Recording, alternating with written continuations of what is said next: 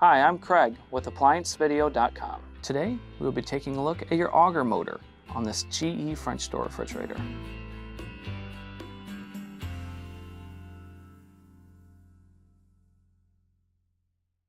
Stop. Before beginning any repair, always be sure to disconnect the power to the appliance. It is also recommended to test the outlet for the proper voltage. Remember to also turn off the water. A faulty Auger motor on this GE French door refrigerator would often result in no ice being dispensed when you hit the panel, or you could hear a loud grinding noise. Now, click on the link below to view this repair video. ApplianceVideo.com guides you step by step, giving you the confidence to avoid recalls and callbacks, also saving time on repairs.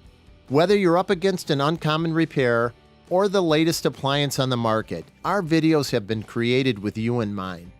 Our growing library of videos have been produced using our factory-certified technicians who have extensive infield experience over the past 30 years.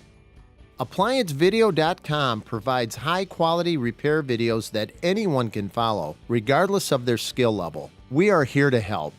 Click on the link below to view this repair video and let us help you do it right the first time.